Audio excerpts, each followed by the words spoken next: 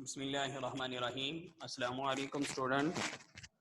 Class 6 اسلامیات کا teacher حافظ نوید اور میرے بچوں، آج ہم لیکچر نمبر 31 کے ساتھ حاضر خدمت ہیں۔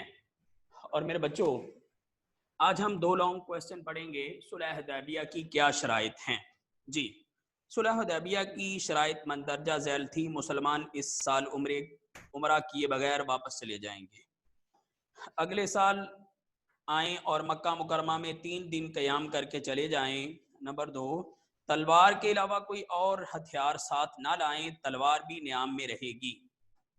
جی میرے بچوں، مکہ مکرمہ میں جو مسلمان ہیں انہیں اپنے ساتھ لے کر نہ جائیں، البتہ اگر کوئی مسلمان مکہ میں رہنا چاہے تو اسے نہ روکیں گے۔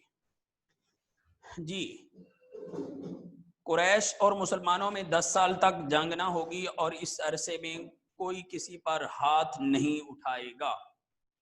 اگر کوئی کافر مسلمان ہو کر مدینہ منورہ جائے گا تو اسے واپس کرنا ہوگا، البتہ اگر کوئی مسلمان مرتد ہو کر مکہ مکرمہ آیا تو اسے واپس نہ کیا جائے گا۔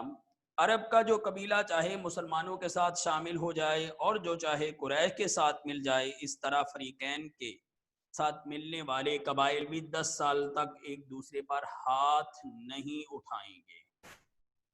کویسچن نمبر 4، صلح حدیبیہ کے واقعے سے ہمیں کیا سبق ملتا ہے؟ جی میرے بچوں، صلح حدیبیہ کے واقعے سے ہمیں یہ سبق ملتا ہے، ہمیں ہر حال میں صبر و تحمل سے کام لینا چاہیے اور جہاں تک ممکن ہو جنگ سے بچنا چاہیے۔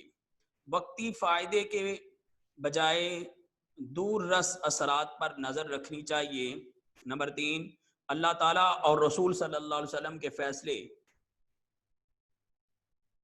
جو اب بھی قرآن و حدیث کی صورت میں ہمارے پاس موجود ہیں، اگرچہ ہمیں بظاہر اچھے نہ بھی لگیں، پھر بھی ہمیں ان کو خوشی سے تسلیم کر لینا چاہیے، اس لیے کہ اس میں ہماری دنیا اور آخرت کی بھلائی ہے۔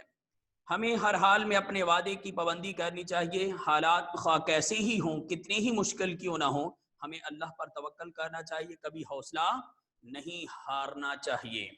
تو میرے بچوں، یہ 2 کویسچن مکمل ہوئے، اسی کے ساتھ ہمارا سبق صلح حدیبیہ جو ہے وہ بھی مکمل ہوا۔ تو میرے بچوں، اس پورے چیپٹر کو آپ نے اچھے طریقے سے یاد کرنا ہے۔ کل تک کے لیے اللہ حافظ، السلام علیکم ورحمۃ اللہ۔